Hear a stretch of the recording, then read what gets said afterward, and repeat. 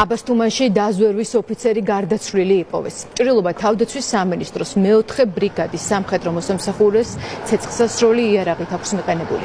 თავდაპირველად გავრცელდა ინფორმაცია, რომ გასროლა ვაზიანის ბაზიდან წაღებული სამსახურეობრივი იარაღიდან მოხდა, თუმცა თავდაცვის სამინისტრო აღნიშნულ ფაქტს უარყოფს. პირველები დილიდან ცდილობს ოფიციალური უწყებებიდან მიიღოს პასუხი, ვის მიერ მოხდა გასროლა და რა გარემოებებში დაიღუპა ოფიცერი, მაგრამ უშედეგოდ.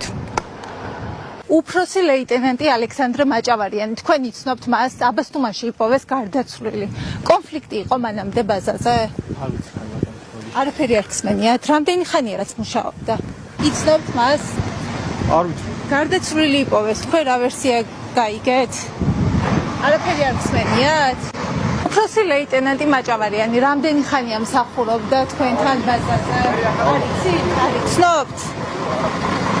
ეხა სამსახურებრივი იარაღის სახლში წაღება რომ მოგინდეთ, მოგცემენ ამის უფლებას. მაინტერესებს ნებართვის გარეშე შეიძლება რომ გაიტანოთ ბაზიდან იარაღი.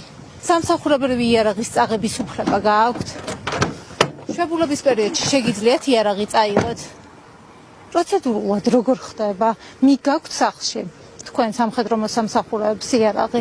თქვენ იარაღის წაღება შეგიძლიათ სამსახურიდან, ბაზიდან, უფლება გაქვთ ამის რომ წაიღოთ იარაღი?